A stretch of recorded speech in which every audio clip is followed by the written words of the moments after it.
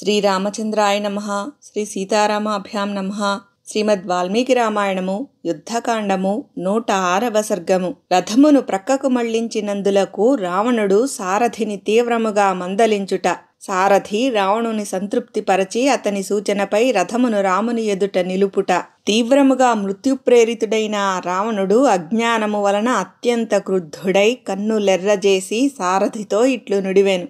బుద్ధిహీనుడా, నన్ను బలహీనునిగా, యుద్ధోత్సాహము లేనివానినిగా, పౌరుషరహితునిగా, పిరికివానినిగా, అల్పునిగా, ధైర్యము లేనివానినిగా, తేజోరహితునిగా, మాయలు ప్రయోగింపలేని వానినిగా, అస్త్రకౌశలమును కోల్పోయిన వానినిగా తలంచి నన్ను అవమానించి నీ ఇష్టము వచ్చినట్లు ప్రవర్తించితివి. నా అభిప్రాయమును ఎరుంగక నా ఈ రథమును దారి మళ్లించితివి. నన్ను ఇట్లు ఎందులకు అవహేళన పాలు చేసితివి.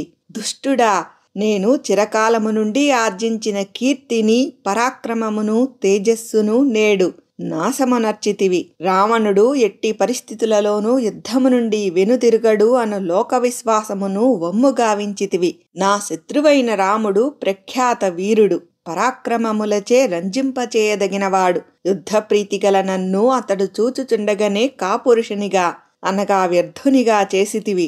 దుర్మతి, నీవు శత్రువు నుండి లంచము తీసుకొని ఆయనకు వసుడవయ్యున్నట్లు నా అనుమానము. చూడగా అది సత్యమే అనిపించుచున్నది. లేనిచో చిత్తవైకల్యమున ఈ రథమును శత్రు సమక్షము నుండి ప్రక్కకు మళ్లించియుండెడివాడవు కావు. హితము గోరెడివాడు మిత్రుడు ఇట్టి పని చేయడు. నీవు చేసిన ఈ పని శత్రువులు చేయదగినట్టిది. నీవు నిజముగా నాకు మిత్రుడవే అయినచో, నేను నీకు చేసిన మేలును మరువకున్నచో శత్రువు నా మీద దాడి చేయకముందే వెంటనే రథమును మరల్చుము. కోపములో బుద్ధి పనిచేయని స్థితికి గురి అయి వ్యాకులుడయ్యున్న రావణుడు పరుషముగా ఇట్లు పలికిన పిమ్మట ఎల్లప్పుడూ అతని హితమునే కోరుచుండెడి ఆ సారథి తమ రాజును అనునయించుచు ఇట్లు హితవచనములను పలికెను.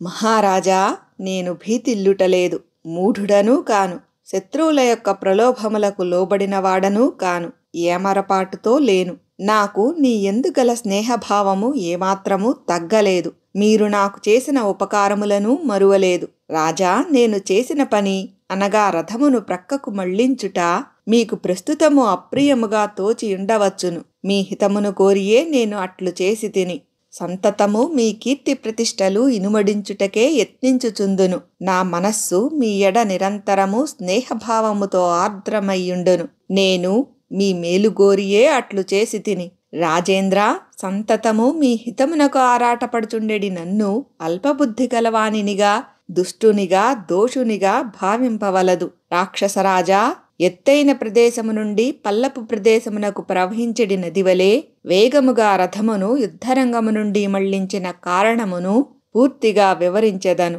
దయతో ఆలకింపుము. ఆ మహాసంగ్రామమునందు నీవు పూర్తిగా డస్సియున్నట్లు నేను గమనించి తిని. అప్పుడు నీలో శత్రువును ఎదుర్కొనగలిగిన యుద్ధోత్సాహము గాని పరాక్రమము గాని నాకు కనబడలేదు. గ్రీష్మతాపమునకు బడలి జడివానకు తట్టుకొనలేని వృషభములవలే ఈ రథాశ్వములు రథమును లాగి లాగి అలసిపోయి మిగుల దీనావస్థలోనున్నవి. యుద్ధ సమయమున మనకు పెక్కు శకునములు ఎదురైనవి. అవి అన్నియును మనకు ప్రతికూలముగా ఉన్నట్లు అనగా అశుభసూచకములుగా గోచరించినవి. రథసారథ్యమును నెరపుచున్నవాడు దేశకాలములను ఎరుంగవలెను. శుభాశుభ శకునములను రథమునందున్న అనగా యుద్ధము చేయుచున్న వీరుని యొక్క ముఖమునందున్న ప్రసన్నత్వమును వైముఖ్యతను గమనించుచుండవలెను. అతని బలాబలములను, దైన్యమును, ఖేదమును, హర్షమును గుర్తించుచుండవలెను. సమరభూమి యొక్క మిట్ట పల్లములను, సమప్రదేశములను, ఎగుడు దిగుడు స్థలములను తెలుసుకొనవలెను. యుద్ధ సమయమును శత్రువు యొక్క లోపములను గమనించుచు సమయానుకూలముగా కర్తవ్యములను నిర్ణయించుకొనుచుండవలెను. శత్రువులకు సమీపముగా పోవుట, ప్రక్కకు తప్పుకొనుట, స్థిరముగా నిలచియుండుట, శత్రువునకు ఎదురుగా ఉంటూనే వెనుకకు సర్దుకొనుట మొదలగు వాటిని అన్నింటినీ రథసారథి పూర్తిగా ఎరిగియుండుట ఆవశ్యకము.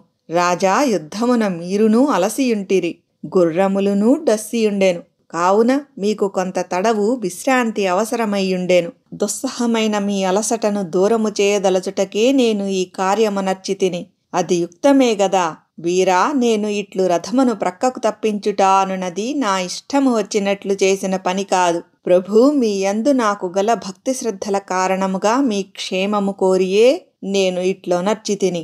శత్రు సంహారక, ఇప్పుడు చేయవలసిన కార్యమును గూర్చి ఆదేశింపుము. కర్తవ్య భావనతో త్రికరణ శుద్ధిగా మీ ఆజ్ఞను నేను శిరసావహించెదను. రావణుడు తన సారథి పలికిన ఆ మాటలకు ఎంతయో సంతుష్టుడాయెను. రణకుతూహలముతో నున్న అతడు సారథిని పెక్కురీతుల కొనియాడి ఇట్లు వచించెను. సారథి, ఈ రథమును వెంటనే రామునకు ఎదురుగా పోనిమ్ము. ఈ రావణుడు రణమున శత్రువులను హతమునర్పనిదే వెనుకకు మరలడు. రాక్షసరాజైన రావణుడు సంతోషముతో ఇట్లు పలికిన పిమ్మట అతనికి అనగా సారథికి తన చేతికి ఉన్న మేలైన హస్తాభరణమును బహూకరించెను. రావణుని ఆదేశానుసారము ఆ సారథి రథమును యుద్ధరంగమునకు మరల్చెను. అనంతరము రావణుని ఆజ్ఞ మేరకు గుర్రములను అదలించెను. మరుక్షణముననే ఆ రాక్షసరాజు యొక్క మహారథము రణభూమియందు రాముని ఎదుట నిలిచెను. వాల్మీకి మహర్షి విరచితమై ఆదికావ్యమైన శ్రీమద్ రామాయణమునందలి యుద్ధకాండమునందు ఇది 106వ సర్గము.